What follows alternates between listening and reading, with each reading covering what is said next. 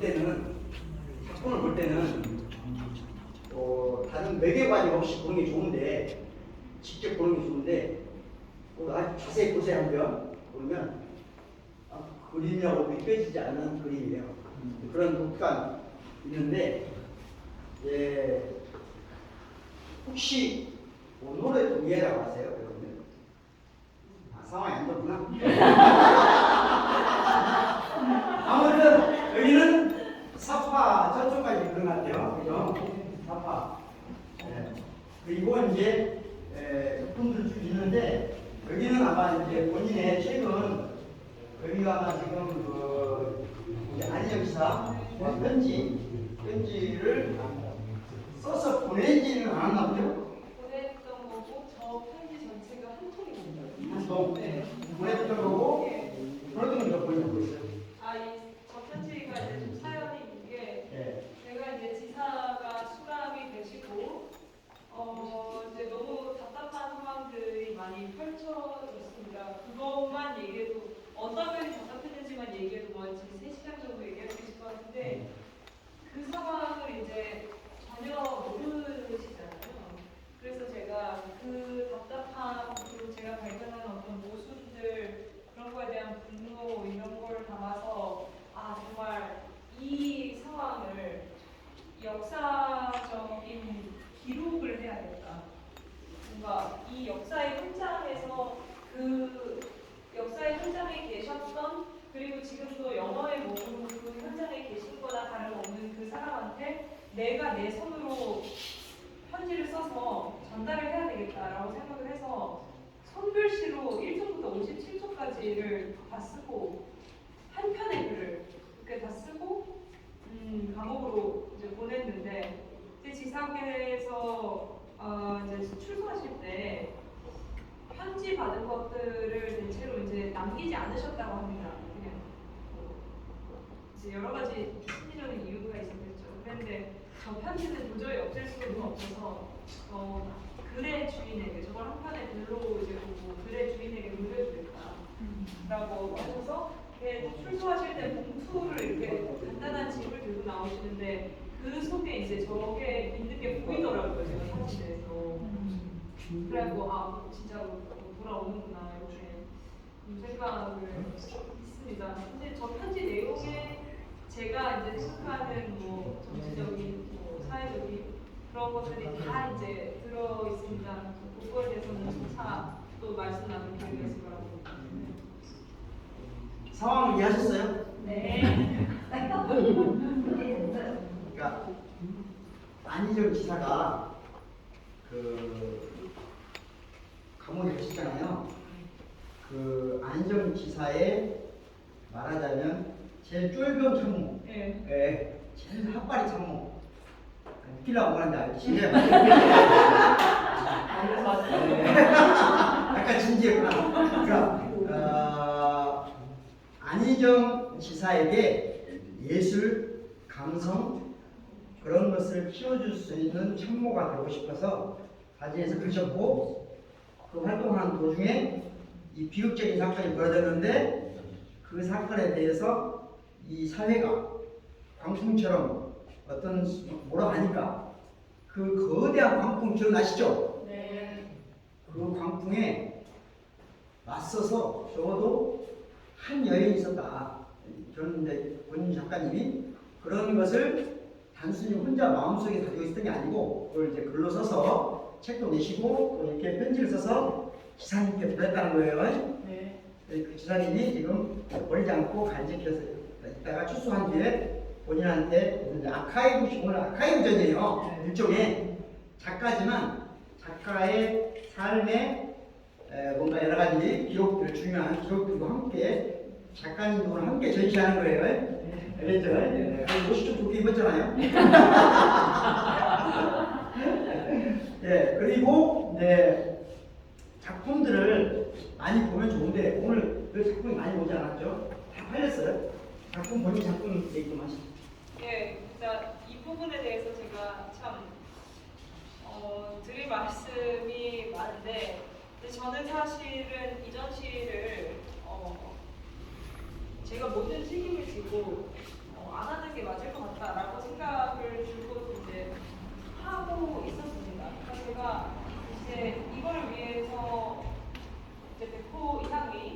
제작을 한 10점 정도를 준비를 하고 있었고 그것들이 이제 뭐 각각 한 이제 70호 정도씩 진행이 어쨌든 되어 있는 상태로 저는 선거를 뛰었고 그다음에 그거를 이제 그 정도 있으면 이제 그림의 전체적인 방향성 나온 거니까 그대로 마무리만 해서 이제 내면 되는데 그런 상황인데 그림이 마무리가 안 되는 거예요.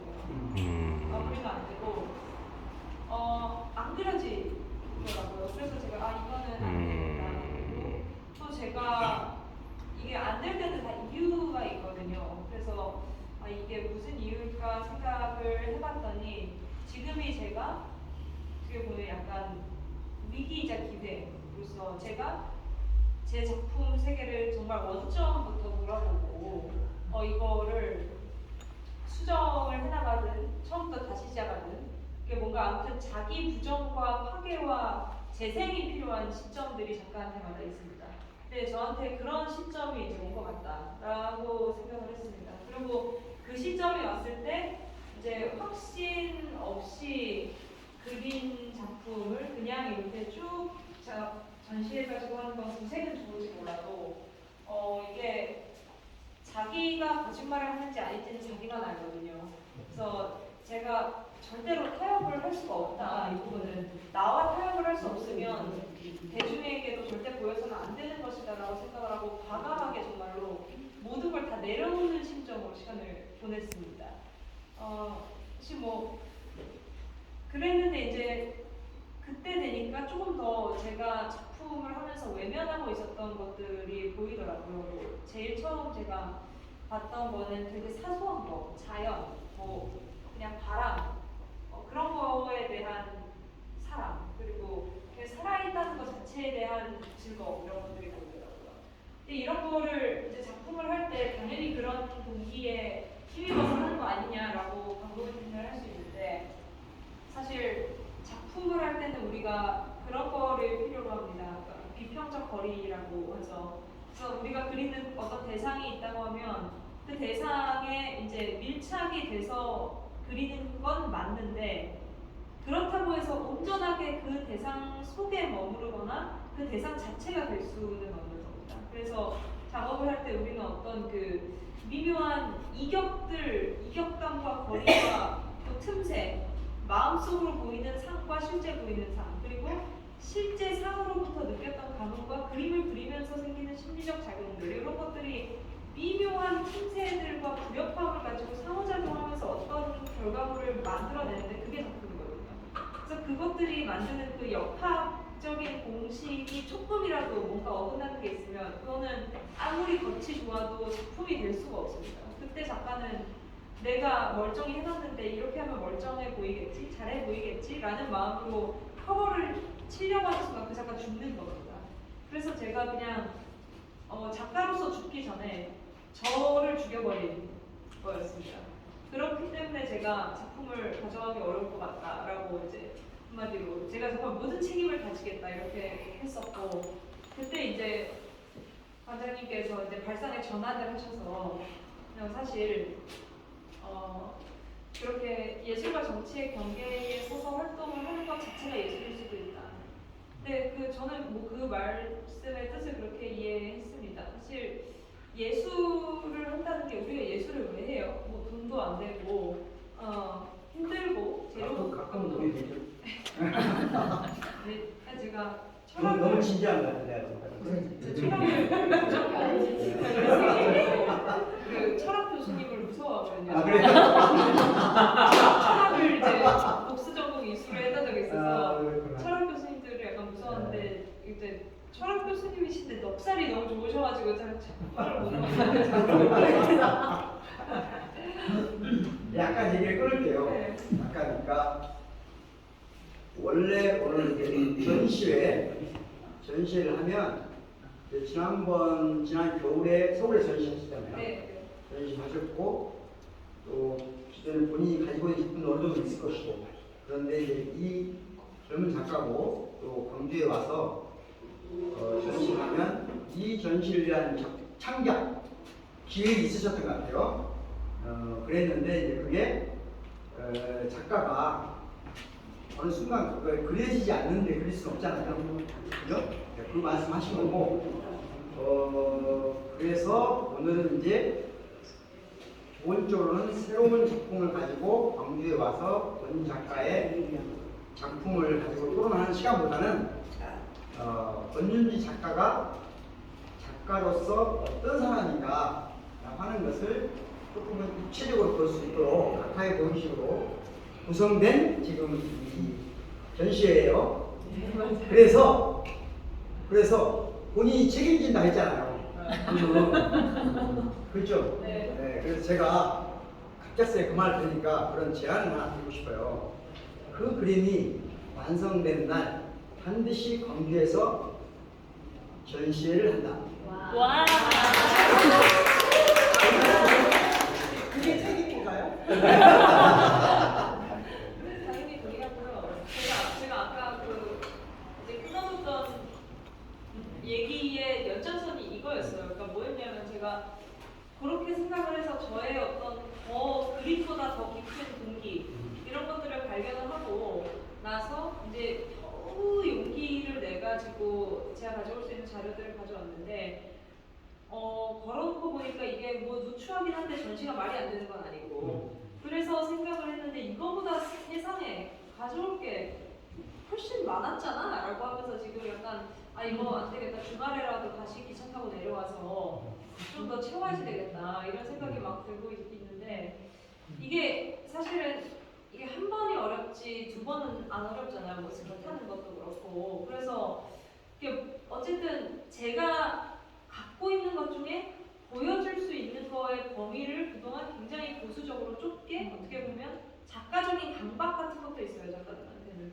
그런 강박을 가지고 이렇게 항상 너무나 제한되고 다듬어진 것들을 가지고 하려고 그랬는데 그게 어쩌면 오히려 저의 내면으로의 진입로를 이렇게 좁게 하는 그런 거일 수도 있겠다는 생각이 듭니다. 그래서 저는 그런 꿈이 생겼어요. 아예 그냥 대대적으로 해버리는 거예요. 그런 게 생겼는데 그거 하면 광주에서 또 하면 또 와주셔야 됩니다, 교수님. 아니 그러니까 제가 이해하기 위해서 제가 오늘 정도로 하는 게 아니라 조금 더 광주에서 그 본인이 하시고 싶은 작품, 저는 본인 작가의 오늘 작품만을 봤을 때도 본인의 그 지금 이 시기를 딱 통과하면서 나올 작품에 너무 기대돼요. 그리고 그 작품을 저는 이제 광주와 함께 저는 시작시키겠다는 그런 제안을 드리는 거고, 그때 그 주홍 작가님하고 제가 열심히 뭔가를 틀을 만들어서 같이 하는 거죠. 도와주세요, 알겠죠? 네. 우리 그날 같이 한다는 약속한다는 걸 박수 한번 해주세요. 정말로 우리 광주는 특별한 게 있어요. 광주는 특별한 게 있어요. 특별한 게 있고, 이런 특별한 작가들은 광주에서 뭔가를 해야 돼요. 그게 우리의 힘이에요. 광주의 힘이고, 또 광주의 힘으로 권준 작가님이 뭔가 더 큰 힘을 받아서 좋은 작품을 이제 하길 바라는 마음이고요. 그죠? 그래도 오늘 작품에 대해서, 한두 작품에 대해서는 조금 설명을 해주면 좋겠어요. 제가 제일 첫 번째 쭉 보시면 알겠지만, 제일 궁금한 그림 한번 들어보고 말씀해보세요. 나 이 그림에 대해서 설명해주세요. 네, 좋아요. 그럼 이제 끝에 있는 그림. 네. 가셔서 주시면 돼요. 이거 말고. 네. 네. 이게 제가 이제 아카이브 전시라고 해서 이 전시를 구성을 하면서 이 벽들마다 이제 나름의 맥락이 다 있습니다. 그래서 이 벽은 뭐냐면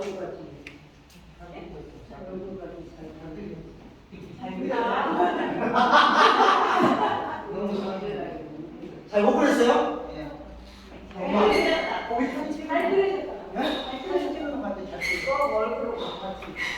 본인인지 알겠어요?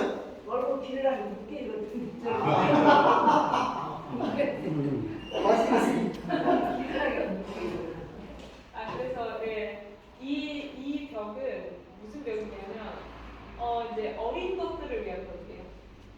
어린 것들. 네.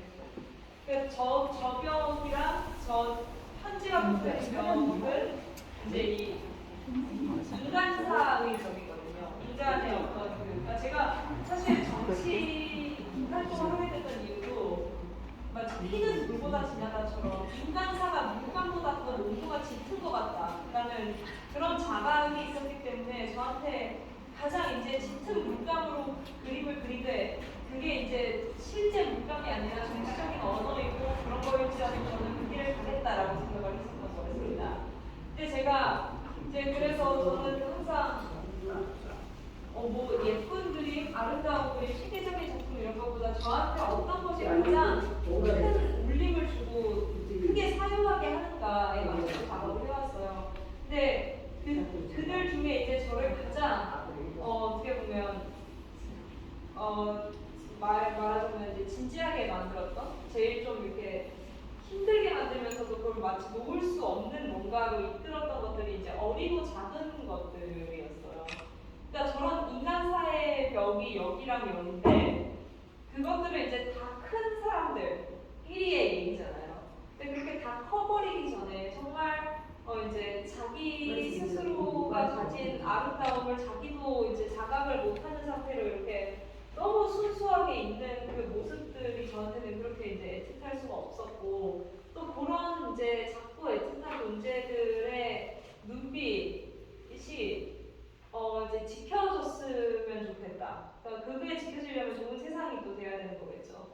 지켜줬으면 좋겠다. 그 다음에 이 눈빛들은 분명히 이제 어른들은 하지 못하는 어떤 질문들, 어떤 그런 말로 표현을 못해서 그렇지 뭔가 어떤 직관적인 뭐 이제 인간의 뭐 예를 들면은 계급이라든지 뭐 예를 들면은 누가 누군가를 착취하고 있는 뭐 그런 어떤 구조라든지 이런 거에 대한 통찰을 갖고 있을 거다 그렇게 생각을 해서 이렇게 정말 작고 순수하고 자각 없는 존재들에 대한 사랑이 제 작업의 큰 이제 한 축입니다. 네, 그래서 그런 존재들이 없으면 사실 저런 어른들의 인간사도 별로 의미가 없는 거예요. 그냥 살다가 다 같이 망하면 되니까요. 근데 이런 것들이 있기 때문에 어떻게 보면 저는 세상이 좀 더 의미가 있다고 생각을 합니다.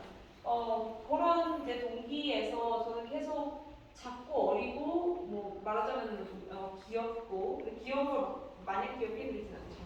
귀엽고 좀 그런 것들을 항상 경외심을 갖고 그려요. 생명에 대한. 이 그림도 마찬가지 맥락이고요. 이 눈빛이 참 이제 재밌었어요. 우리가 어린 소녀들 같은 걸 볼 때 이제 막 신의 피조물 이렇게 부르잖아요. 그러니까 사회적으로나 뭐 한 인간으로서의 능력 이런 것은 물론 어리기 때문에 갖고 있지 않지만 그냥 이거 자체로 이런 그냥 이 비주얼 뭔가 이 완벽한 구조 형태 뭐 이런 거 자체로 되게 많은 어떤 뜻을 갖고 있다, 함축하고 있다 그런 느낌을 많이 줍니다. 그리고 이제 마치 그런 느낌 이제 인간의 원형을 그대로 갖고 있는 느낌이잖아요. 우리가 이제 나이가 들면 뭐 안경도 쓰고 뭐 좀 이렇게 형태가 변화되고 그러면서 사회적 인격에 의해서 이제 모습이 만들어지지만 이 모습은 자연 상태 그대로 그러니까 인간이 그 흙으로 빚어진 인간 그대로의 모습이라는 점에서 또 뭐랄까 이렇게 명상을 하게 만드는 것 같아요. 그래서 이제 참 성의 깊게 하나하나 정말 따라가면서 붓질을 하게 되죠. 그래서 그렇네요. 어린 것들을 작고 어린 것들을 주제로 이렇게만 그려가지고 전시를 해도 그릴 거는 참 넘쳐나겠네요. 네, 이렇게 전시를 어떻게든 정말 용기 내서 열어놓고 나니까 생각할 거리도 참 많고 그렇습니다. 네, 다른 분? 다른 작품? 여기 저 끝에 작품? 저 끝에 큰 작품이요? 이거 큰 작품? 이게 보이시나? 이쪽으로 와서 보셔도 돼요. 네. 이쪽으로 와서 보셔도 돼요. 불편하신 분들 앉아 계시고요. 네. 이 작품이 상당히 특이하죠. 저도 이제 이 작품 어려움이 사실은 지금까지 이걸 제가 한 3개월 동안 엄청 열심히 그렸어요. 진짜 한 3개월 동안. 학교에서 과제도 안 하고, 과제도 안 하고 공부도 막 안 하고 시간에 쫓겨가면서 아무도 시키지 않은 이 그림을 막 미치듯이 그렸었던 기억이 있는데, 근데 지금 이 그림은 정말 벽에 걸어보는 게 처음이거든요. 전 지금까지 제가 이 그림을 그렸다는 사실 되게 부끄러웠어요. 왜냐면은 그림이 좀 뭐 기괴하고, 그러니까 기괴하면서 약하면은 그냥 사라져버리는 그림이 되면 되고, 강한 그림이면은 또 조금 이뻐버리면 되고, 그런데 이 그림은 기괴하면서 강한 거예요. 그래서 이걸 어떻게 무시할 수도 없고 그렇다고 띄워줄 수도 없고 하여튼간에 이제 애매한 그 그림이 되었는데, 제가 이 그림을 왜 부끄러워했을까라고 생각을 해봤어요. 그리고 왜 하필 이렇게 제가 이렇게 위기에 몰린 상태에서 용기 내서 전시를 할 때 가장 부끄러웠던 그림을 갖고 나오게 됐을까에 대해서도 생각을 해봤어요. 근데 그 생각해본 결과 이 그림이 제가 이제 그림 그릴 때 갖는 정서와 태도의 되게 본질적인 부분을 담고 있기 때문에 제가 갖고 나온 것 같아요. 그리고 그런 본질, 저의 진짜 정서, 그런 것들을 보여주기를 조금 꺼려하고 포장해오는 작업을 지금까지 좀 했었기 때문에 지금까지 이 그림을 부끄러워했던 것 같아요. 근데 이게 제목이 뭐냐면, 그러니까 정말 사람은 결국에는 자기의 진짜 모습을 보여주고 살아야 됩니다. 죄 짓고 발 뻗고 못 자는 것 같아요. 근데 이 그림이 뭐냐면 연민의 천사거든요. 그래서 이 천사는 이제 제가 만든 이제 가상의 저기고, 제가 지금 팔에 이제 여기 십자가를 걸고 있는데, 저는 이제 영세를 받지 않은 천주교 신자입니다. 어쨌든 이 천사는 그거예요. 그러니까 제가 동화를 하나 쓴 게 있는데 거기 나오는 천사인데, 이제 하느님이 이제 천사 하나를 내려보내서, 되게 낯선 마을에 내려보내서 이 천사한테 임무를 줘요. 근데 이 천사가 가진 임무가 뭐냐면, 인간이 처해 있는 모든 비극적인 지점들을 연민하라는 임무를 받았어요. 근데 그게 이렇게 심력 같은 거로 막 해결을 해줘라, 누구를 잘 살게 해줘라, 뭐 누구를 병을 낫게 해줘라, 이게 아니라 어차피 뭐 가난, 질병, 뭐 기타 등등 여러 가지 인간사의 이제 불행들이 있는데, 뭐 우리가 이제 이름 지을 수 없는 불행도 많이 있죠. 가난이나 질병이라고 이름을 붙일 수 없는 불행도 많이 있어요. 그런 것들에 대해서 그거는 필연적인 거고 신도 어떻게 할 수 없는 거고, 그것을 다 보고 충분한 이제 연민의 기도, 그 사람들을 불쌍히 여기는 기도를 하늘에 올리라, 이렇게 미션을 줍니다. 그래서 그 일을 지금 하고 있는 거예요. 그러니까 지금 기도하고 있는 거예요. 이렇게. 뭔가 천사로서의 아름다움과 권위와 그런 것들을 내려놓고 완전히 맨몸으로, 그리고 자기 자신도 그렇게 아름다운 몸이 아니라 어떤 약간의 기형의 약간 그런 상태로, 또 이제 분장 같은 거를 보면 이 사람도, 이 천사도 불행하고 비극적인 이들하고 위화감 없이 섞일 수 있을 만큼의 어두움이나 어떤 기형성, 소외를 갖고 있는 거예요. 그런 사람, 그런 존재가 이제 천사가 되어서 사람들이 처한 비극들을 다 응시하면서 그거에 대해서 어떤 이 살풀이 같은 느낌의 기도를 올리는 것이죠. 근데 사실 제가 그림을 그릴 때도 대충 이런 시선이에요. 그래서 사람들이 이 시선이, 이 눈빛이 무섭다고 학교 애들이 하도 그래가지고 제가 막 뒤집어두고 막 이랬는데, 근데 이제 그거는 어쩔 수가 없었어요. 근데 눈빛이 이렇게 나올 수밖에 없었던 게, 제가 생각하는 그런 비극이라는 거는 그렇게 간단한 것도 아니에요. 그러니까 가난하면 돈을 주면 되고, 아프면 약을 먹으면 되고 그런 건데, 그럼에도 불구하고 왜 우리는 이렇게 수많은 비극을 목도할까? 그럼 그거는 변수들이 되게 복잡하게 작용하고, 그것들 하나하나가 각자 다 필연적이기 때문에 그 필연들의 고집합을 누구도 낄 수 없는 그런 거거든요. 왜냐면 그 필연에는 또 사람들의 삶의 에너지가 또 다 들어가 있을 거고 그렇기 때문에 결국에는 누군가 죽어야 끝나는 비극들이 그래서 많은 거죠. 그래서 이 눈빛이 될 수밖에 없었던 이유가 그런 것들을 생각하다 보니까 정신이 막 아득해지고 감정적으로 굉장히 농도가 짙어져서 그래요. 그래서 이게 제가 그림 그릴 때의 시선이라고 말씀드린 이유는 뭐냐면 저는 이렇게 그림 그릴 때 모델이 있잖아요. 대상이 이제 사람이 뭐 있다고 쳤을 때 그 사람의 얼굴이나 옷이나 이렇게 겉으로 드러내는 외형이 그 시대와 세상의 증후라고 저는 봅니다. 그래서 이 사람은 그냥 그 사람인데 그 사람이 어떤 그 사람이 살아가면서 그 시대와 주변과 또 자신의 어떤 출신과 이런 것들이 마치 보이지 않는 이 역학의 방정식처럼 이렇게 서로 작용을 해서 그 사람의 외연을 이렇게 만들고 따라서 그 외연은 그 사람의 운명을 또 설명한다고 생각해요. 그래서 저는 인물 하나를 그려도 서사를 쓴다는 마음으로 작업을 합니다.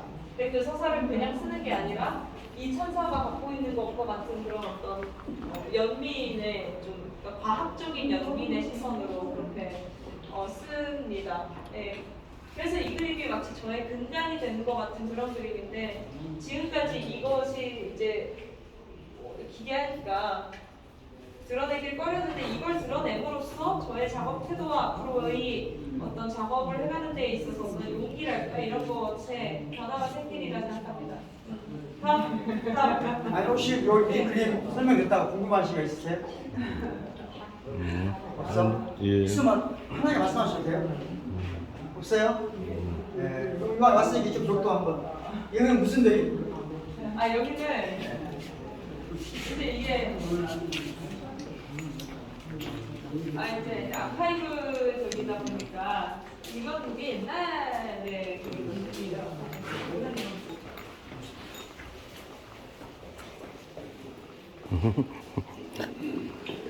여러분들 기대해요? 기대하다고 막 작가님 말씀하셨는데 기대하다가 좀 있었어요. 기대해요? 있기 때문에 분위기도 기대하고 강하다.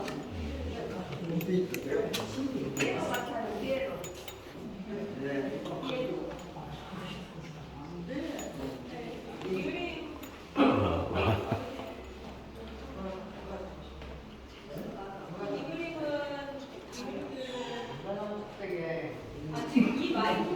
새인가?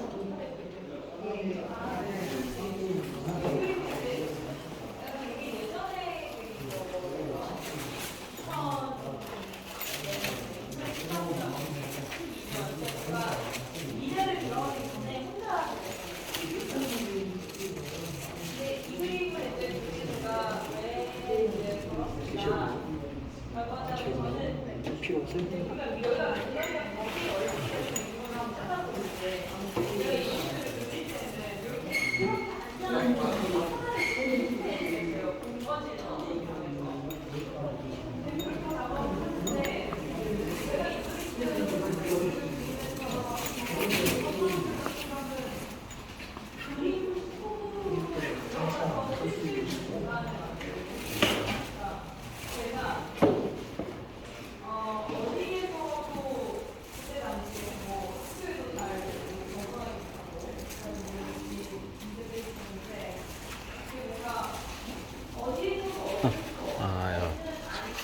장세동인가네.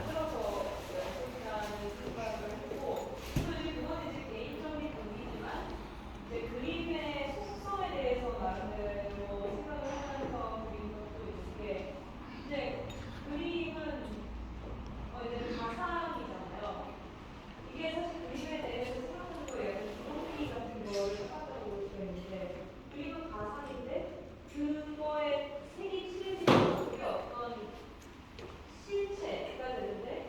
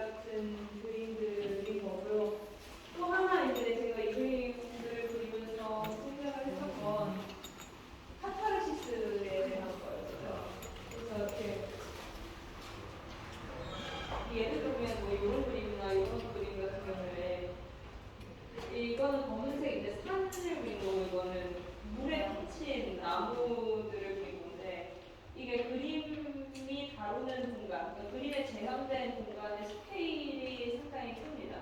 그래서 그러한 스케일을 단순화해서 어떤 이런 톤의 조절을 통해서 우리한테 이제 시각적인 충격뿐만 아니라 약간 이렇게 현실을 살짝 떠나게 만들면서 그 가상과 현실, 거짓과 진실의 공간 사이에서 느끼는 약간의 그 충격파 같은 게 있어요. 그림에는 특히 이제 공간이나 스케일을 다룬 좀 미니멀한 그림들을 감상할 때 그런 것들이 일어나게 되죠. 그래서 그런 식의 평가를 짓을 저는 그게 일종의 그 정화작용이라고 생각합니다. 그리고 뭐 그런 식의 정화작용을 제가 충격파 이런 말씀을 드렸는데 우리가 이제 일상생활과 여러 가지 생활 속에서 우리의 영혼이 이렇게 그냥 이렇게 흘러가다가 이걸 뭔가 이렇게 흐름을 딱 끊으면서 이 형상의 게이트가 들어오는 거예요. 그러면서 어떤 향기도 되고 내면의 어떤 쉽게 일상 속에서 건드려지지 않는 부분이 건드려지고 이제 그런 것들이 그림의 하여튼간에 그림이란 게 갖고 있는 기본적인 그런 저기들인데 그것들을 한마디로 그림 그리는 사람이 되겠다 이런 일념으로 아무거나 막 그리면서 수행을 한 거죠. 제가 이 그림을 보면서 또 그리는 힘이 자체가 되게 수행에 가까운 그런 측면도 있고요. 네, 그다음에 뭐 여러 그림 같은 경우에는 빛에 대한 기후나 빛에 대한 이제 관심사로 보여지는데 그거는 이제 그림이라는 게 그림에도 날씨가 있어요. 그림 속에도 그리고 붓질에도 바람이 있고 냄새가 있고 또 색깔에도 빛이 있고 그런 것들이 있는데 이제 그거는 이제 그림을 단지 어떤 형태를 그리냐가 아니라 어느 정도 필요하고 어떤 마음으로 어떤 연출로 그리느냐에 따라서 이제 생기는 요소들이거든요. 그런 요소들을 만들어보는 연습. 그래서 이건 어떤 굉장히 젊은 어린 그때 제 학교 들어가기 전에 뭐 17살이요? 18살일 때 처음 정말로 이렇게 이 작가로서 재료를 잡아보면서 그런 수행을 나름대로 했던 그거라 생각합니다. 저는 그림 속에 구원이 있을 거라고 생각해요. 그래서 제가 그리고 이제 어렸을 때는 그런 거에 잘 빠지죠. 약간 절대주의 같은 거. 그런 것을 이제 또 그런 동기가 없으면 사실 그림이란 걸 그리기 어렵습니다. 그래서 그런 맥락과 그런 상황들에서 구원이나 정화 이런 것들을 바라면서 했던 드로이드라는 점에서 이해했고 그리고 뭐 아름다움이 구원이란 말도 있잖아요. 그래서 제가 무슨 일을 하든 저는 계속 그것의 미학을 찾아 지냈거든요. 그게 타인의 미학이라고 해도 제가 타인을 이렇게 사유하고 개입하는 근거가 되는 게 있고요. 그래서 그런 이제 모든 것들의 수렴하는 지점, 혹은 이 수렴된 지점에서 모든 것들이 발산돼 나온 것 그런 의미에서 이제 디스플레이한 작품입니다. 다른 거 궁금한 거 없으니까? 하시고 말씀하세요. 네. 이 그림을 그렸던 그 나이 생각이 원하셨어요. 나이에 이 그림을 그릴 나이 때, 그 그림 안에 바람들을 그렇다는 게 되게 저한테는 되게 와닿았어요. 그러니까 약간 찡하고 그런 생각을 자꾸 안 했어요. 바람 쏘일까요? 바람 쏠까요? 나요. 그게 아니라 이제 그런 의미를 그러니까 그냥 그린 게 아니라 그런 생각과 그런 마음을 가지고 그렸구나라는 생각을 하니까 되게 저한테는 좀 많이 찡하네요. 네. 제가 미학 교수니까 할 말은 참 많지만 내가 저 작가님 여러 것을 내가 연구를 해봤는데 독특한 능력이 하나 있더라고요. 굉장히 잘 개념을 많이 사용하세요. 네. 근데 부전공. 네, 부정하셔서 그러기도 하고 책을 좀 많이 읽고 또 본인 사회를 많이 하신 것 같아요. 그래서 이제 그 우리 철학 전문가가 보면 이 말이 저런 뜻인가 하는 생각이 들어요.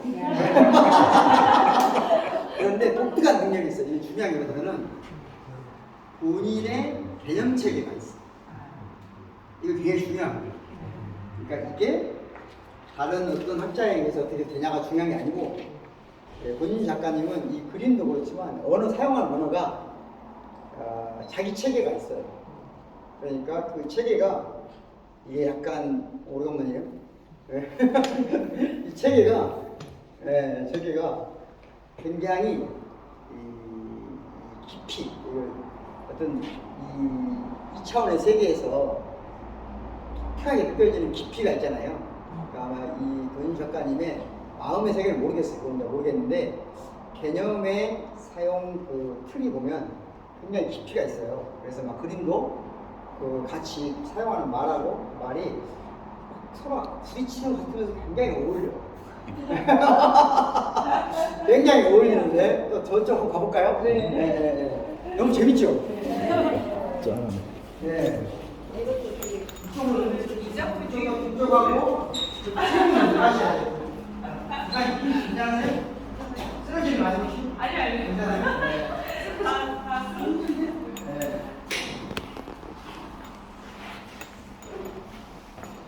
작품을 전시하면서 이렇게 설명을 해보실 수 있어요? 네네. 그게 책을 다 쓴 건가? 보통 이렇게 잘 안 해요. 네, 이런 처음이에요. 여러분 못 받은 거예요? 네. 이렇게 하는 경우가 이제 사실 거의 없습니다. 다른 절차에서 이 일을 제3자가 하거나 없거나 그래서 우리가 혹시 아무리 좋은 작품이 걸려 있어도 좋은 작품이라고 이제 일컬어지는 작품이 걸려 있어도 이제 전시장 들어가가지고 이렇게 뜨뜻하게 된 전시장에서 종이 하나 이제 하나 들고 제목도 안 써 있어요. 요즘 전시장에는 종이 들고 종이에 있는 도면이 있거든요. 도면에 1, 2, 3, 4 써 있으면 그 밑에 또 1, 2, 3, 4 하고 캡션이 써 있어요. 그거 들고 다니면서 이렇게 기웃기웃 분식하면서 어떻게 해서 파악을 하냐면은 이미 기는 다 빨렸고 작품은 여전히 뭔지 모르겠고 그런 상태로 이제 그냥 빠져나가게 되고 나 이 전시 봤네 이런 식으로 많이 됩니다. 그래서 사실 현대미술 전시들이 좀 그런 면에서 대중하고 많이 멀어져 있고 그러니까 그거는 그 현대미술을 폄하하는 게 아니고요. 정말 천재들의 분야고 그 하나 정말 말할 수 없이 깊은 내공을 담고 있는 그런 작품들이 대중인데 그게 대중과의 접점을 어떻게 형성하느냐의 문제에서 분명히 마치 넘지 못할 벽이 있는 것 같은 그런 상황인 것으로 맞습니다. 그래서 저는 사실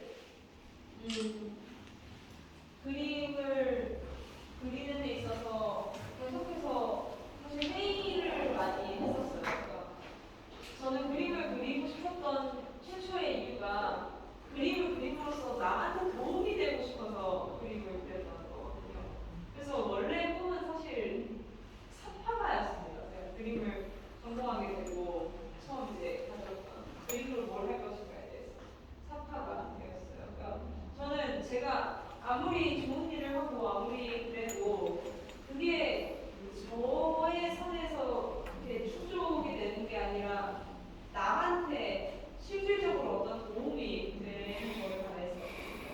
그리고 그게 이제 우리가 스타달 신드롬 이런 거 있잖아요. 그런 것처럼 그림 안에 그림이 가지고 있는 그것만의 에너지로 사람들을 막 이렇게 다 쓰러뜨리고 이런다. 그럴 수도 있겠지만 이거는 약간 전문적인 얘기기도 한데 그런 거는 지금 시대에서 가능한 일이 아니에요.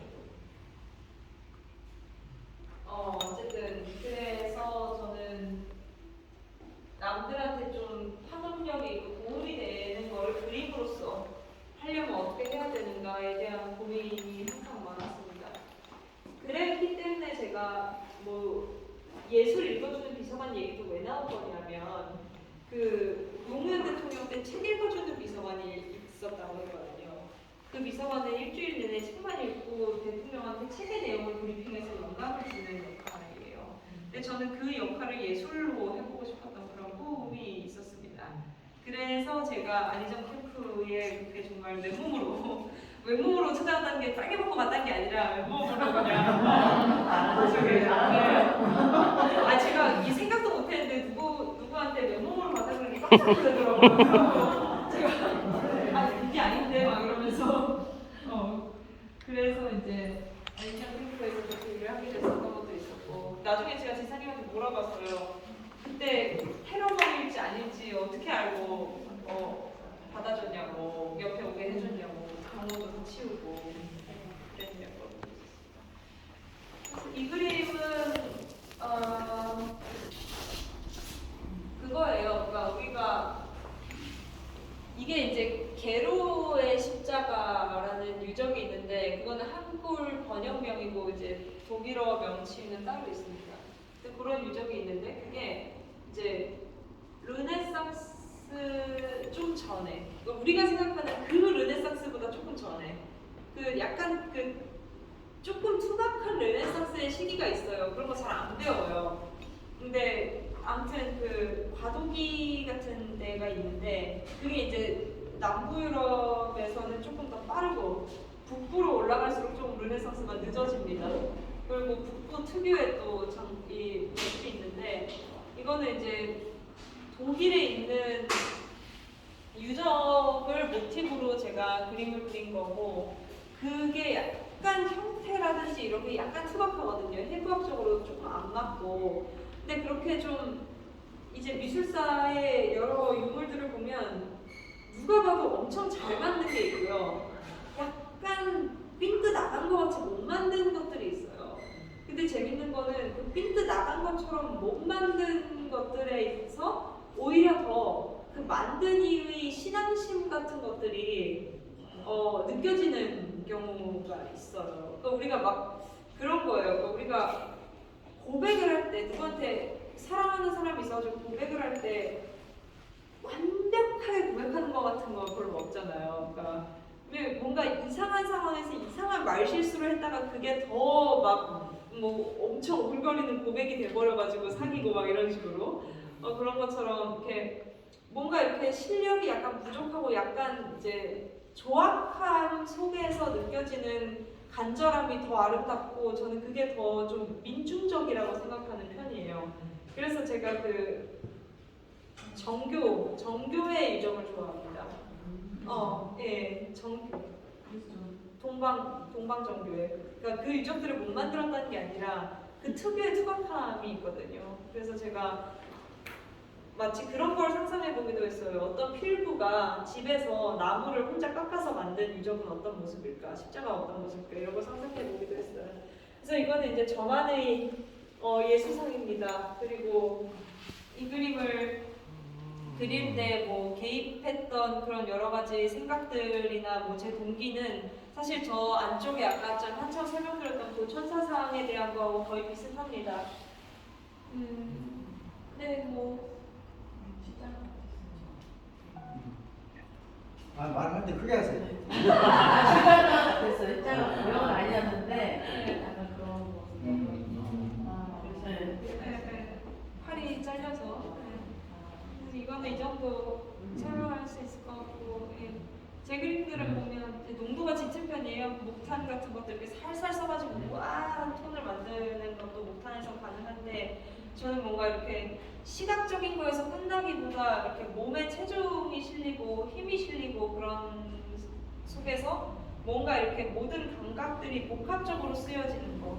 난 그림도 그냥 그려지는 게 아니라 마치 없었던 존재가 드러나듯이 그렇게 올라오는 그런 거를 선호합니다. 아마 그게 제가 아까 뭐 정치 저거 말씀드릴 때도 인간사의 물감의 농도가 그냥 물감보다 더 짙었다고 했는데 저는 그렇게 뭔가 이렇게 파고 들어오듯이 짙게 다가오는 어떤 것에 반응하는 사람인 것 같습니다. 그 힘으로 여기까지 온 것 같습니다. 네, 저 마지막 저 볼까요? 네, 힘이 나면.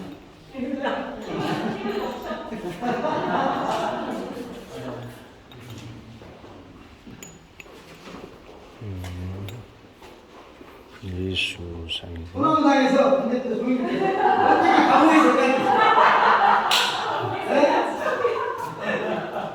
아니 지혜 성수까지 얻는 말 코스도 없고 예수 세배 복공 네, 저희 원래 이런 거 오면 밖으로 내버리는데 특별히 놔뒀습니다. 아니 근데 잠깐 얘기하기 전에 여러분 송영진 씨 알죠? 네. 알아요? 네. 서울시장. 네? 네. 아 아시는구나.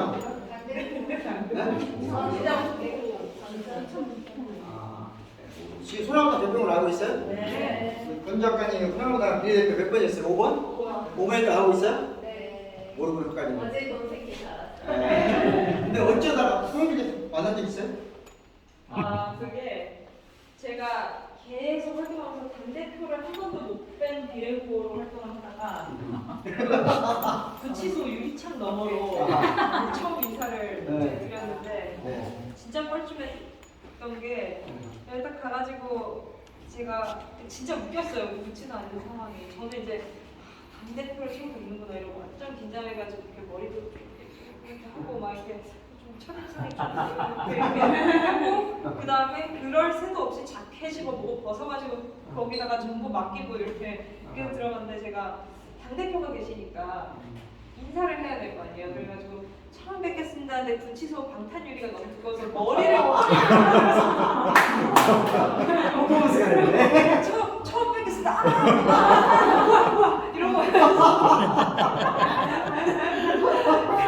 그러면서 막 이러고 네 그러고 대표께서도 싹 웃으시면서 처음 뵙겠습니다 권동재 하시더니 뒤에 같이 계신 분하고 현안 보고를 미친 듯이 받기 시작하시면서 저는 이제 그러면서 막 적고 정말 대표님께서 그러고 이 10분 면회 시간 중에서 10분 끝나고 뒤돌아 나가시면서까지 이렇게 현안을 이렇게 말씀하시면서 그래가지고 그때가 단식 6일차 때라서 제가 엄청 걱정하면서 갔는데 그리고 나중에 나오면서 걱정을 안 해도 되는 건가? 막 이러면서 아이고 머리야 막 이러면서 나왔던 기억이 있습니다. 아무튼 소나무당이 소나무에 걸려서 왔어야 되는데. 소나무 봤습니다. 네. 어떻게 보면 제가 친구를 정말 못 키우는데 집에 자리도 없는데 사실 근데 뭐랄까 이번 전시가 이제 아까 말씀드린 대로 약간 아카이브 그래서 제가 이 아카이브 치고 뭔가 더 있어야 될 것 같은데 그래가지고 주말에 뭘 공부해야겠다 막 이런 식으로 말씀을 드렸는데 아무튼 아까 제가 이제 어린 것들, 어리고 순수한 것들로부터 받는 영감과 이제 그것이 이제 저한테 일깨워주는 어떤 사랑에 대해서 이제 말씀을 드렸었는데 이 벽도 이제 비슷합니다. 이거는 이제 태양빛이나 어떤 자연의 생김새, 자연의 그러니까 이 여자가 지금 빛 속에 있는 거거든요. 완전히 빛의 한가운데. 그래서 그런 걸 상상해서 그렸어요. 우리 여행 가거나 어디 가면은 휴게소에 딱 내렸는데 완전히 쨍쨍할 때 있잖아요. 그때 이렇게 눈을 이렇게 찡그리고 이렇게 가면서 뭐 호두과자 같은 걸로 사러 갈 때 저는 그런 순간순간들에서 살아있음 같은 걸 느낄 때가 많이 있어요. 그러니까, 네. 쨍쨍한 햇빛 속에 내가 있을 때 갑자기 그 햇빛 속에서 내 존재가 발견되고 또 예를 들면 또 이제 제가 저 사파가 나온 저 책을 작업하다가 저 저자분이 예전에 이제 쓰셨던 책까지 이제 보게 됐는데 거기에 그런 게 있더라고요. 또 짬뽕을 뒤적거리다가 죽어서 뒤집혀진 쭈꾸미가 나한테 오는 순간 살아있는 걸 느꼈대요.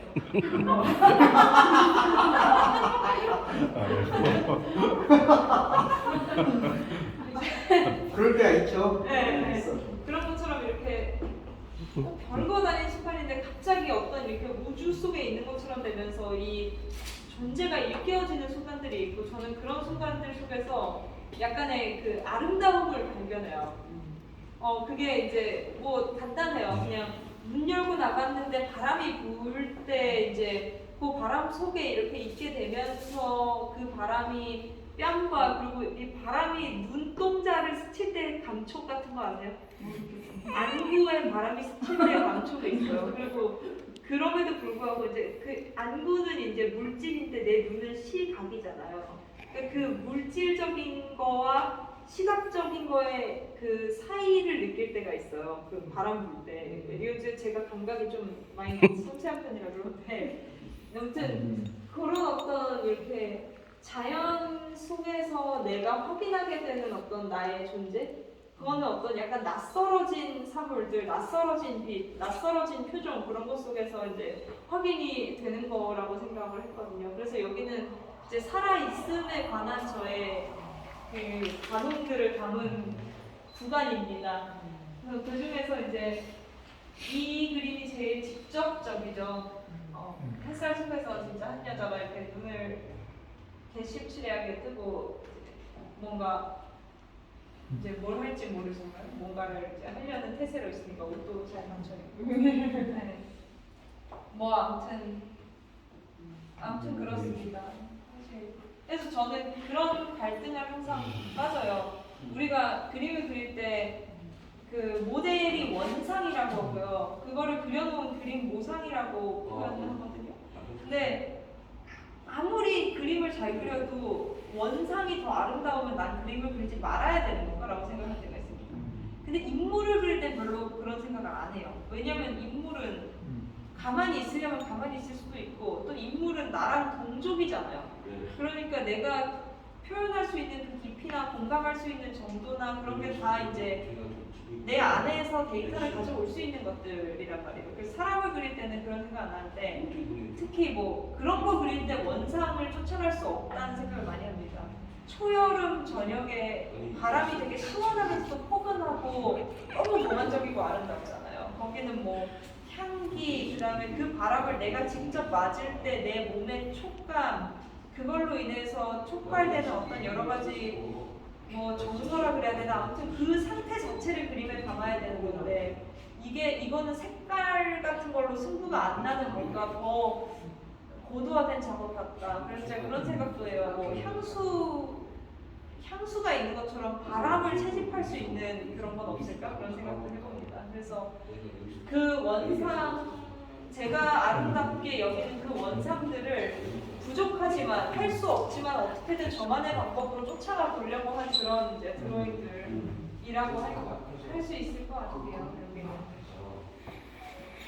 외상에서 하실 그 그림을 모델을 가지고 그리신 거예요? 아니면 어떤 없습니다. 가상의 존재를 제가 상상해서 상상하신 거죠? 예. 예. 그렇게 상상으로는 가능하죠. 네. 근데 이렇게 또 그냥 질문이라기보다 느낌인데 네. 제 느낌은 대충 쭉 말씀하시는 것이 네. 약간 우리가 보통 익숙했던 전형적인 것들이 아닌 네. 약간 그 낯선 상황, 그리고 분명히 자기 자신이고 반복해서 가끔씩 좀 확인하는 자기 모습이긴 하지만 네. 내 것이라고 말하기 어려운 약간 낯설거나 이렇게 아까 지금 말씀드린 것처럼 뭐 이렇게 어디 터미널 휴게소에서 이렇게 햇살 비치면서 이렇게 볼 이럴 때의 자기에 대한 느낌을 아름답다고 말씀하셨잖아요. 네. 예, 그러니까 근데 그런 부분들이 여러 번 이야기가 좀 반복되기도 하는 것 같아서 네. 그걸 좀 약간 특이하게 느끼거든요. 예, 이 사람들이 약간 그냥 소거해버리거나 생략해버릴 수 있는 것들을 일상에서 아무렇지 않게 생략하지 않고 오히려 그것에 대해서 어떤 가능성이라거나 또는 그것에 대해서 어떤 진실을 네. 그리고 그 속에서 어떤 사람이 갖고 있는 다양한 그 어떤 그냥 가운데 있는 초점이 딱 맞춰져 있는 것이 아니라 그 옆에 이렇게 번져져 있는 것들 속에서 사람들의 진실을 또는 역사의 진실이라거나 이런 것들을 이렇게 더 이렇게 크게 수습하시려고 하는 느낌을 보는 것 같은데 네. 좀 의도적이신 거잖아요. 의도적이라기보다 그러니까 제가 그냥 성향이나 지향성 같은 거를 그렇게 이제 생겨 먹어서 이제 자연스럽게 이렇게 되는 거 생겨 먹어서. 일단 좀 앉으시죠. 힘내. 앉으시고. 자, 잠깐 앉으시고. 어머니들이 가셨으니까 의자에 앉으세요. 왜 어머님들은 왜 가셨지? 새가 죽었나? 이건 뭐예요? 그림이가? 의자에 앉으세요. 그림인가? 하고 좀뭐 마시고. 이건 그림이네? 저기 빵거 있어. 빵이 뭐라고 할까? 당시에 흰자코 당시에 그러는데 쿠키도 있으니까 쿠키를 오늘 사가지고 오신 분은 포항에서 오신 분이에요. 포항에서 아가씨 아가씨가 아이고 다리야. 조금이 가져오셨는데. 거기 소리 좀 하세요. 거기 소리 좀 하세요. 하여튼 이분 감사하다고 포항에서 원님 작가님 그림을 보려고 했습니다. 감사하고요. 여러분 많이 설명 드리셨죠? 제가 아까 저희가 어떤 이야기 마무리 하나 더 이렇게 그래서 외부 잠깐 말씀 드릴 수 있죠? 말씀하세요. 마지막에 그렇게 제가 말씀 드릴 때 이제 제가 이렇게 생겨 먹어가지고 이렇게 들려주시잖아요. 그래서 사실 이제 그 부분이에요. 또 어떻게 그런 것들에 대해 애착을 갖거나 거기에서 가능성을 이렇게 보려고 하시는 뭐 아주 어린 시절의 체험이라거나 미술 창작의 아주 자기 근거로서 해서 이렇게 있으신지 굉장히 중요한 질문은 중요한데 제가 어떤 구체적인 경험이 딱 계기가 된다라든가 그런 거라기보다 그냥 이제 사실 그림은 일단 그림을 정말 에세이 기초부터 배우면서 그려가면서 자기 성향을 차차 발견하고 그게 좀 무의식적인 층위에 있다가 작업 활동을 하게 되면 점점 올라오거든요. 그리고 그게 어느 정도 올라와야 자기가 어떤 성향인지 자기도 좀 알게 되는 게 있습니다. 그래서 그냥 제가 그냥 제 성향이라고 말씀드렸던 거지. 아니네. 이제 오늘 권진 작가님 아카이브 제를 하게 된 배경, 또 과정, 그리고 이제 작품들을 많이 설명을 들었잖아요. 그죠? 네. 저는 조금 빨리 와서 이 작품들, 저는 개인적으로 저를 좀 많이 아시는 분들도 있으니까 있을 텐데, 저는 이제 이런저런 유명 작가님들하고 대담도 하고 또 글도 쓰고 그런 과정이 좀 있었는데, 예를 들자면 최근에는 김호석 작가님 곧 우리 5월 23일 날 전남대학에서 모시고 전시회를 해요. 제가 이제 작업실 갔다 왔고 최근에 김호석 작가님하고 아실까? 수채화 하시는 분이고, 최근에 또 강효배 선생님 제주도에 가서 그런 있어 왔는데, 저는 한 번도 작품을 내가 갖고 싶다 이런 생각이 없었어요. 한 번도. 다른 것도 마찬가지로 뭘 이렇게 갖고 싶다 이런 게 별로 없거든요. 왜냐면 가지면 부담되잖아요. 제가 제 연구실에 있는 작품도 항상 설명할 때 김나훈 작가 작품 같은 것도 나중에 우리 시민자유대학 건물 세워지면 거기다가 걸어놓으라고 하거든요. 저는 좋은 작품은 보다 많은 사람이 볼 수 있으면 좋겠다고 생각해요. 특히 좋은 작품은 그래서 개인이 가져다가 자기 방에다 걸어놓는 것을 잠깐 하고 많은 사람들이 볼 수 있는데 같이 하면 좋다. 특히 이제 사람마다 생각은 다르지만 그림이라고 하는 것은 특히 우리가 평상시에 잃어버렸거나 망각했거나 배제했거나 감추었거나 또는 은폐시켰거나 이런 것들을 순간적으로 포착해 드러낸단 말이죠. 제가 최근에 철학관 영재를 하면서도 아까 말했지만 전통적인 아주 오래된 철학, 정치, 예술은 시간과 공간을 초월한 무엇인가를 찾았어요. 그러다가 이제 현대에 오면 시간, 공간을 초월한 뭔가 아르케를 찾는 그런 노력들은 사실은 이미 지체된 거라고 보거든요. 지체돼서 개인적으로 그럴 수 있죠. 작가가 성장하는 과정에서는 그런 것이 그렇게 출발해요. 그렇게 출발하고 그런 이제 오늘 아카이즈를 보면은 이렇게 작가의 여러 가지 작품들 보면 이 작품은 그런 시기에 그려졌구나 하는 걸 느낄 수가 있거든요. 그런데 이제 그건 그 개인의 예술 작품으로서는 가치가 있지만 한 시대를 그려낸 작품은 아니란 말이에요. 이제 시대를 그려낸 작품이다 이런 말들 좀 요즘은 부적절한 말이긴 한데 어쨌든 그래도 적어도 시간과 공간을 초월하기보다는 시간 특징이죠. 시대 특징이 시간이 아니라 시대 또는 공간이 아니라 장소 특징적인 어떤 작품들이 지금은 한참 동안 대세를 이루었는데 최근에 이제 특히 이제 2차 세계대전 이후에는 대부분의 작가들이 그 시간과 장소에도 특징 지을 수 없는 것, 그러니까 시대로도 특징 지을 수 없는 것, 장소도 특정할 수 없지만 왜 특정할 수 없냐? 그 시간, 시대와 장소에 의해서 배제되거나 강론되거나 은폐된 세계. 순간적으로 근데 그게 어디 따로 어딘가에 있는 게 아니라 사실 이미 항상 있거든요. 이미 항상 있는데 우리가 보지 못하는 거죠. 아까 처음 말씀하신 게 살이라는 게 그거예요.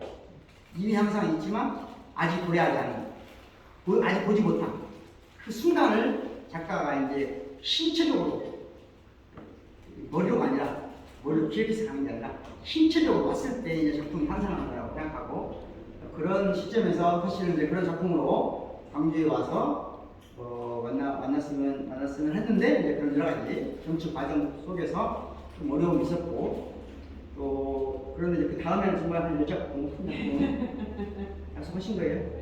네, 그러면 제가 우리 종 작가님하고 이제 많이 들어오시니까 광주에 그 포맷을 많은 시민들이 저는 뭔가 형식이 위대하다기보다는 많은 사람이 쉽게 볼 수 있는 작품을 그리고 좀 가까이서 느낄 수 있고 이야기할 수 있는 그 순간을 느끼는 사람이 많아질수록 그래도 세상이 조금 더 그 은폐와 배제의 폭력으로 조금 나아진다 보거든요. 네, 그런데 이제 그런 맥락에서 그런 기회를 꼭 있으면 좋겠는데 그래도 혹시 저는 이제 본인 작가님 그림만 보고 지금 내가 관심 안 되는 거예요. 그런데 갑자기 어느 날 갑자기 정치인으로 나타나고 유명해졌는데 사실 정치인으로서 본인지에 대해서는 나중에 이제 앞으로 정치 하시게 될 거 아니에요. 근데 그 동력이 그 정치인으로서의 동력이 예술인으로서 동력하고 뿌리가 같은 것 같아요. 네, 똑같습니다. 네, 뿌리가 같은 것 같고 그것이 만나는 지점에서 가장 중요한 담론 중에 하나가 이제 그 페미니즘 같아요.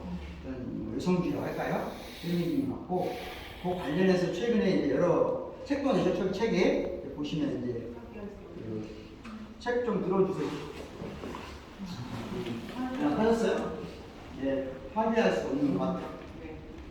예, 이 광풍 속에서도 파괴할 수 없는 어떤 것, 지켜야 되는 어떤 것, 그것을 위해서 이제 아마 제 책도 그 예술이나 정치나 모든 배경을 만나는 지점이라 해요. 제가 지금 연구해본 결과는 그래요.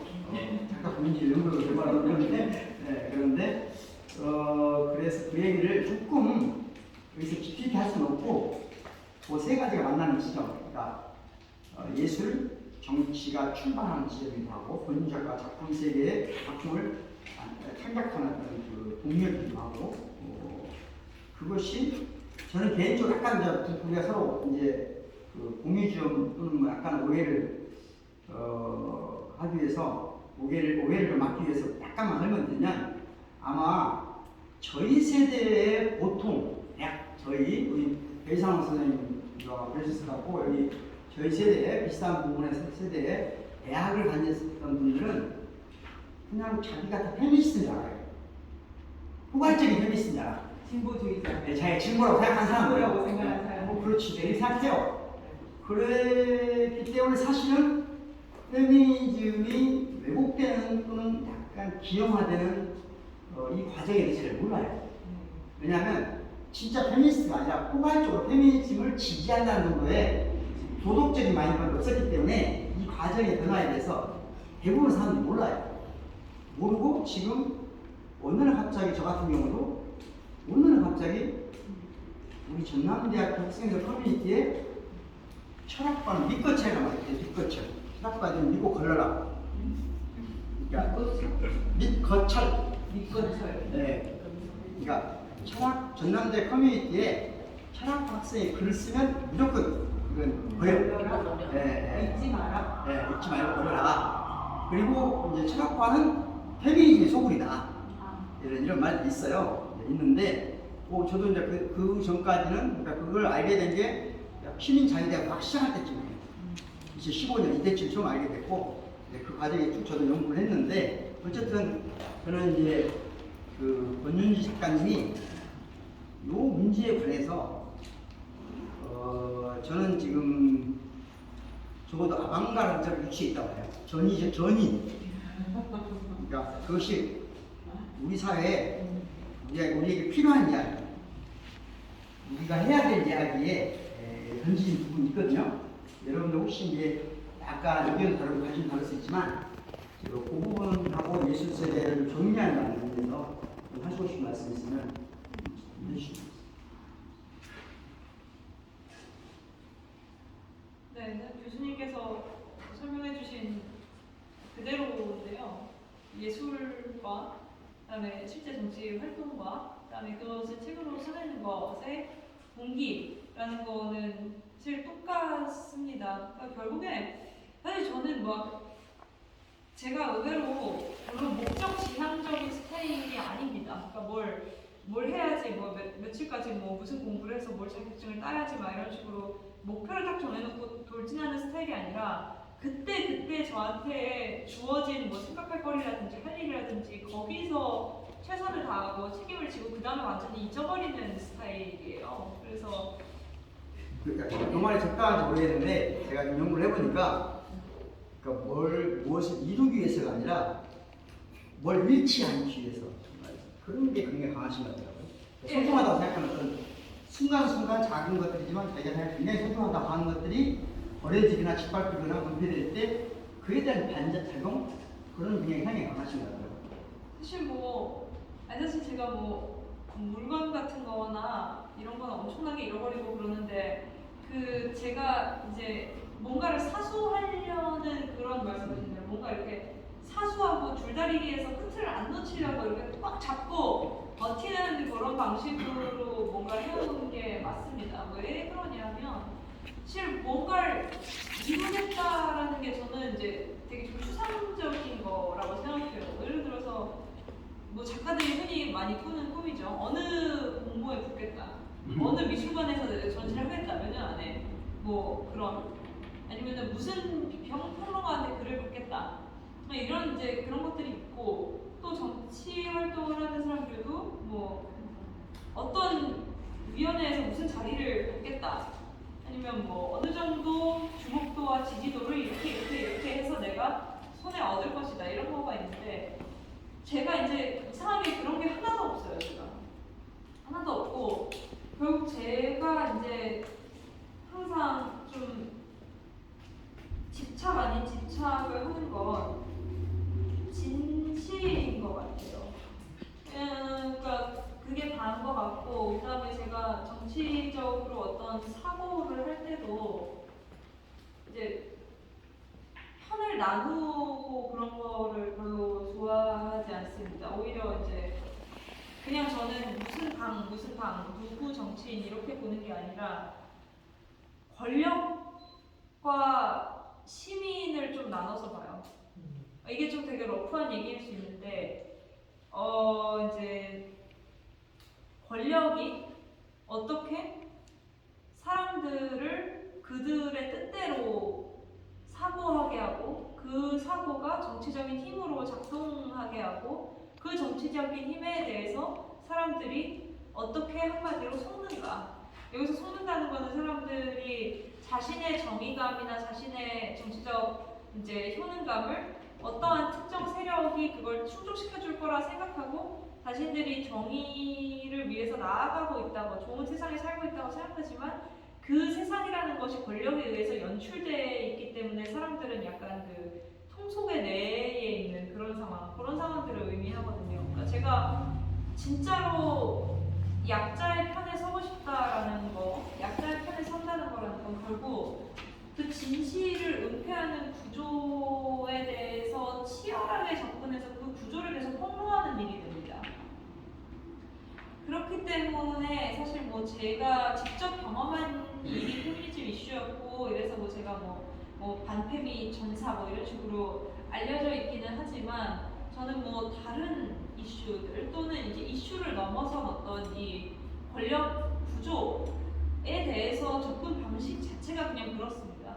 그래서 그런 방식을 가지고 생각하고 얘기하고 말하고 할 수 있는 만큼 그냥 그렇게 하기에도 사실 에너지가 부족하거든요.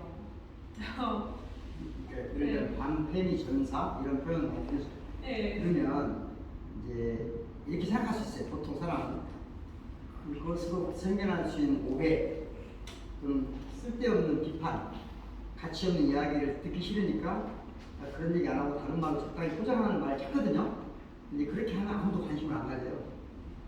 그런데 사실은 지금 이제 최근에 이 화두를 던지는 과정에서 이 주제를 던지는 과정에서 내가 오해받거나 비난받을 수 있는 것에 대한 그런 두려움은 거의 접어두신 것 같아요. 그렇기 때문에 그럴 때 몇 가지 올 수 있을 것 같고 사실은 이제 앞으로도 굉장히 지금 당분간 이 분야에 관련해서 활동을 많이 하셔야 될 것 같은데 걱정되지 않으세요? 아니요. 걱정은 이제 전혀 안 되고요. 저는 이제 길을 찾고 싶습니다. 그러니까 제가 이쪽 분야라는 것이 뭐 만약에 뭐 페미니즘에 대한 뭐 시정 운동 이런 것들을 한다라고 했을 때 절대 그것만으로 좋은 세상을 만들 수 없습니다. 그럼 어떻게 보면 이렇게 이슈화 돼가지고 네이밍이 딱 돼서 이렇게 공론장에 흩뿌려지는 언어들은 굉장히 강한 듯해요. 반향을 일으키는 듯하지만 그게 실질적으로 이 정치적인 힘을 갖고 이 위정자들을 움직이게 하는 거는 사실상 어떻게 보면 불가능합니다. 저는 어떻게 보면은 제가 바닥 미신인 거거든요. 그런데 그런 상황에서 그 바닥에서 놀면서 계속해서 이 같이 저한테 공감해주는 분들의 지지를 계속 어떻게 보면은 이제 빨아먹으면서 그렇게 뭐랄까 동어 반복을 하고 문제 의식만 명확히 하고 그러면 그거는 싸움 같아 보이지만 저는 싸움이 아니라 유희의 범주로 빠져버린다고 생각을 해요. 그래서 저는 이제 당분간은 더 이제 제가 더 드러나지 않게 되고 더 숨겨지고 더 좀 힘들어지는 한이 있어도 실제로 세상을 바꾸는데 일조할 수 있는 일을 하기 위해서 저는 최선을 다할 겁니다. 뭐 이제 저는 사실 뭐 정말 기회만 된다면 대한 언론 쪽에서 이제 일도 하고 싶고 그다음에 또 기타 제가 여러 가지 일들이 있겠죠. 그런 것들을 정말 기회가 되는 대로 하고 싶고 그리고 이제 저는 그런 일들을 하면서 계속 제 글을 쓰면서 살다가 이제 제가 사실 그 프랑스 말을 좀 합니다. 프랑스 말. 깜짝이야. 한번 해주세요. 듣고 싶어요. 네, 프랑스 말 좀 하는데 그거를 이제 지금은 뭐 문학 작품이나 기사 읽고 뭐 간단한 글 쓰고 간단한 번역하고 그 정도 하는데 말 스피킹 같은 거는 뭐 그렇게 잘 하지 못하고 뭐 프레젠테이션은 잘 하고 그런 정도 하는데 그거를 이제 좀 전문적으로 공부를 해서 자격증을 또 따고 그래서 제가 하는 일이 우리나라에서만 딱 국한되는 게 아니라 여러 가지 창구를 가질 수 있게끔 그런 이제 역할도 좀 해보려고 합니다. 뭐 우리나라에 정말 훌륭한 뭐 정치 세력들이 있고 언론들이 있고 한데 너무 이제 우리말로만 하는 것보다 우리 대한 언론이고 자유로운데 저기 지구 반대편에서도 공부할 수 있으면 좋잖아요. 지금 유튜브 하고 계시죠? 있긴 한데 구독자 얼마 안 돼요? 그게 아직 전 대학생 때 이제 거의 장난으로 만들었었던 거라서 이제 그거는 아직은 큰 의미가 없고 그다음에 작업에 대해서는 참 이제 제가 이 누추한 전시를 만드는데 굉장히 큰 용기가 필요했는데 만들고 나니까 제 안에 이제 훨씬 더 많은 것들이 잠자고 있었음을 느끼고 그것들을 이제 조금 더 내려놓고 좀 푸한 마음으로 좀 자연스럽게 꺼내지게 그렇게 하고 싶습니다. 그 정도 계획을 갖고 있습니다. 일요일 날 다시 오십니까? 아마 아마. 일요일에 와서 자고 월요일에 관객이 있어요. 네. 월요일에 꼭 가는 네. 자 이제 네 마무리 하려거든요. 질문. 네. 저 권윤희 작가님은 확실히 젊어서 그런지 이렇게 외소해도 안 지치는데 난 지쳤어요. 그게 느끼시죠? 힘드네요. 저는 또 왜 그러냐면 이 작가나 작품을 보면 제가 약간 소진돼요. 많이 못 보거든요, 사실은. 많이 보면 힘든데 왜냐하면 이렇게 약간 저도 빨려 들어가는 느낌이 좀 힘든데 아무튼 그래서 좀 정리를 하고 싶어요. 그래도 네, 아니 몇 사람 그래 여기 오신 분들이 하고 싶은 말 다 드릴게요. 알겠습니다. 네. 작품을 이렇게 저 누가 어떻게 물한 잔만 갖다 주십시오. 몸에 물도 없으셨네요. 말씀하세요. 네. 저기 저 예술 철학 전공 공부하고 있어요. 네. 네. 제자 공부하고 있습니다. 네, 공부하고 있어요.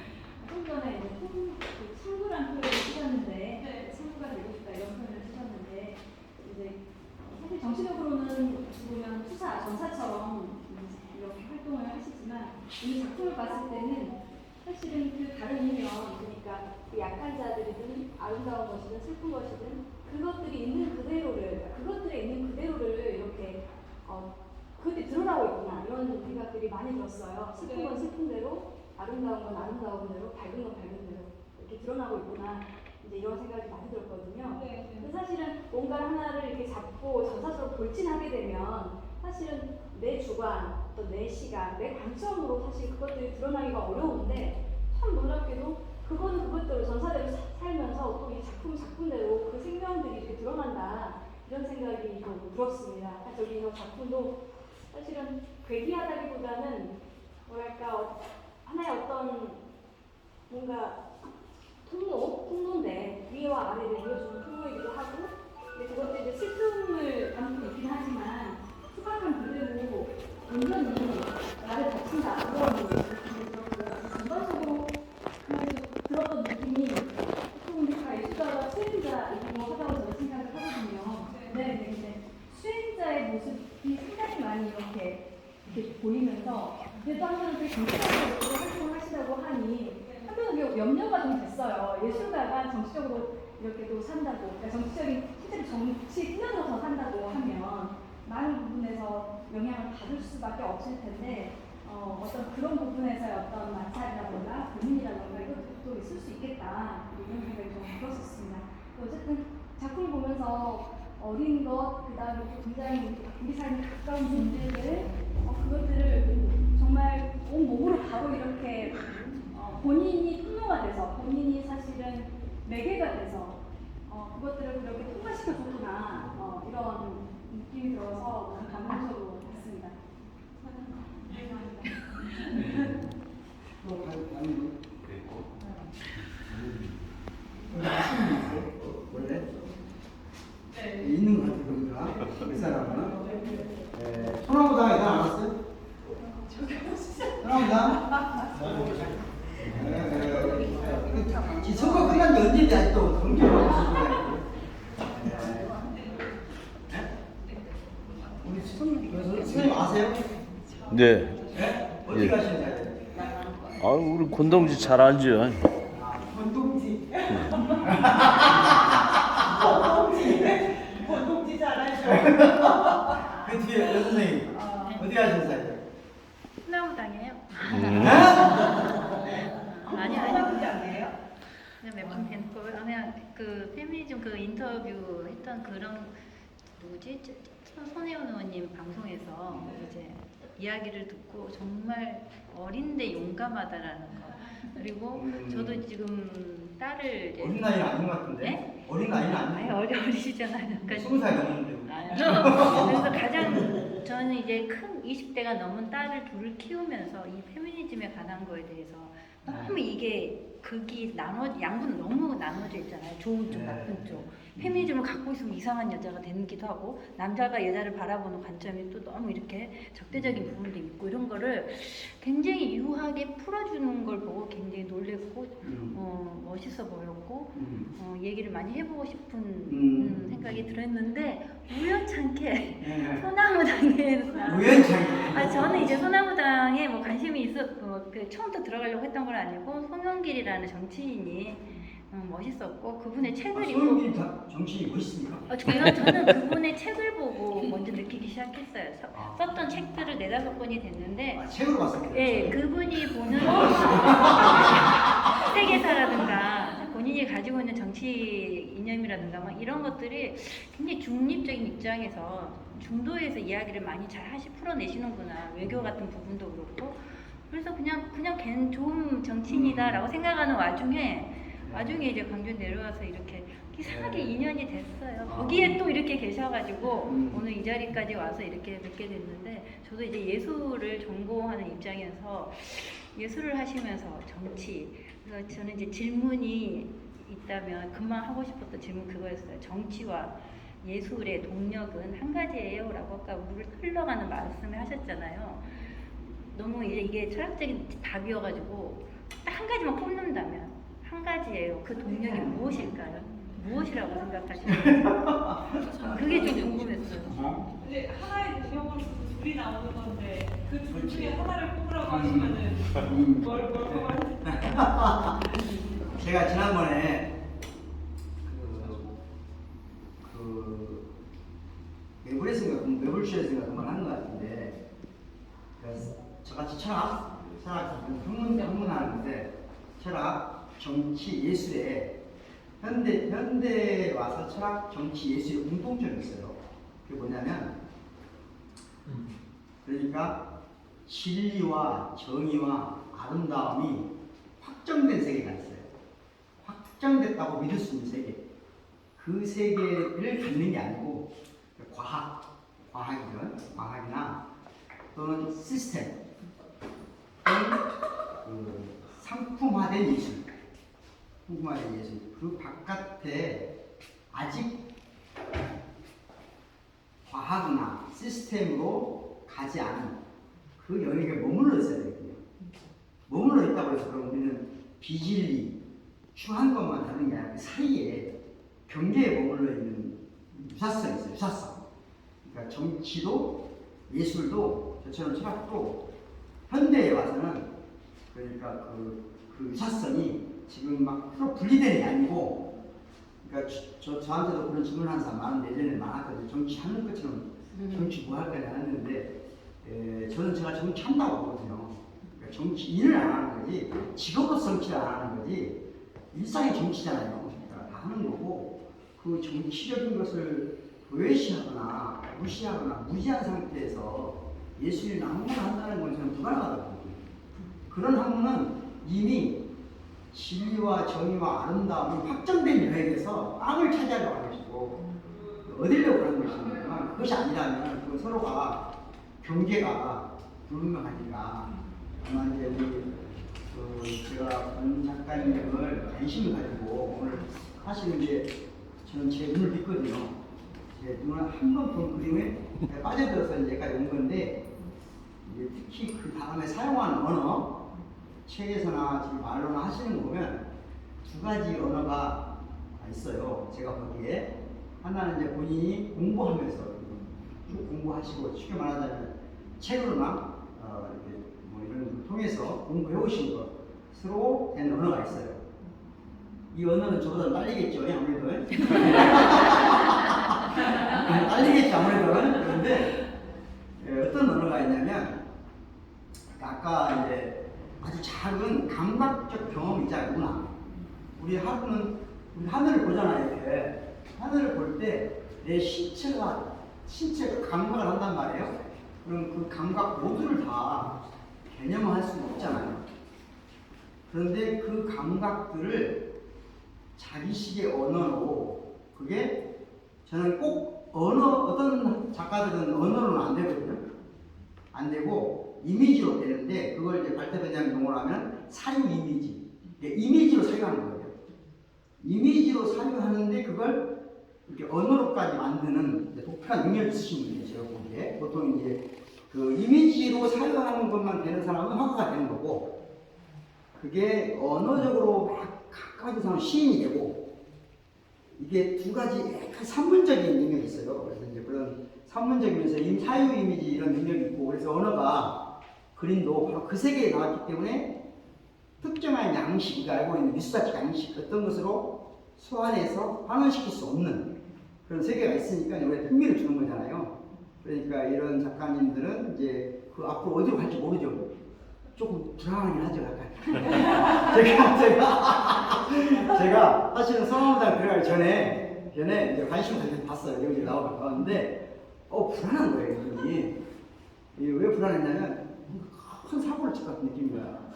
나는 본 적도 없지만, 그림이나 언어를 봤을 때, 왜냐면 이건 되게 위험한 세계에 가는 거거든요. 그런데, 저는 사실은 그 정당에 가더라도 민주당에서 비례대표를 받았다거든. 편안하게 할 수 있다고 보거든요. 근데 느닷없이 소나무도 안 했어요.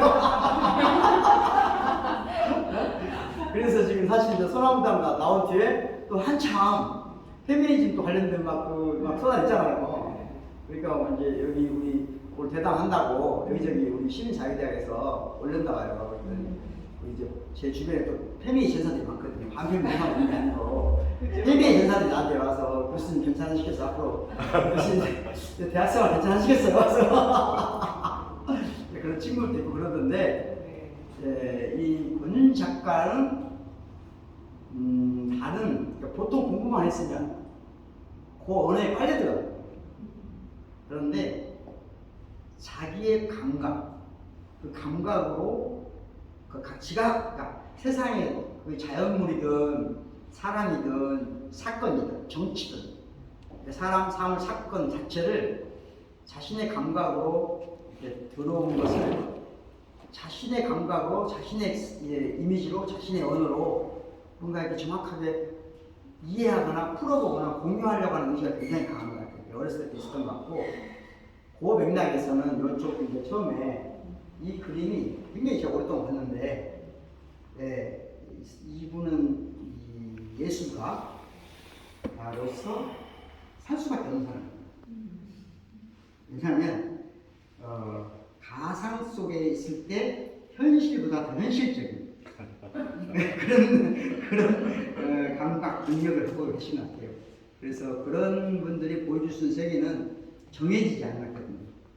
앞으로 정해지지 않았기 때문에, 그래서 우리가 같이 친구처럼 제가 항상 우리 시민자유대 회원들한테 그러지만, 어떤 작가를 한 명의 친구로 두면 좋다. 아니, 전화하고 그런 친구가 아니고, 예를 들면 우리 선생님도 지금 내가 친구 같죠? 그런 거예요. 제가 강의하면 듣고 이제 그런 친구 같은 거거든요. 이제 그런 친구가 작가 중에 자기 친구 리스트가 있어요. 그래야 내 삶도 다차원적으로 깊이가 있어야 되잖아요. 그래서 저는 권윤 작가님을 만났는데 오늘 처음 여기 들었는데, 그림으로 봤을 때 그 그림을 다시 광주에서 꼭 보고 싶고, 그래서 여러분들한테 많은 광주의 분들하고 친구가 돼서 맡게 되고, 그래서 권윤 작가의 작품을 광주에서 언제나 볼 수 있으면 좋겠다. 그러니까 예를 들면 좋은 작품을 전시하면 누군가 여러분 사서 공적인 장소에 볼 수 있게끔 그렇게 하는 게 사람 앞에 사람하고 좋고 머리가 좀 나오네. 소나무당에서 이렇게 읽어드려야죠. 누굽니까? 소나무당 당대표 송영길. 소나무당 소방관 항상 비상이에요. 비상대책위원장 손혜원. 아. 저 한분 감옥에 계시고 한분 목도에 계신가 지금? 저는 이제 정당은 없어요. 정당이 없고 포괄적인 의미에서 그냥 약간 저 진보적 활동 정도 스탠스인데 그러니까 이거 그렇더라고요. 너는 찍혔어 중도 그런 말. 그런데 아무튼 저 손혜원 의원 때문에 원래 순환당 들어왔다고 내가 보이는 맞아요? 손혜원? 아 저는 이제 네. 철순 변호사님 아 그렇군요. 맞아. 추천을 하시고 이제 저를 이제 추천된 후에 저랑 처음으로 얘기를 하시고 아. 이제 영상은 여기까지입니다.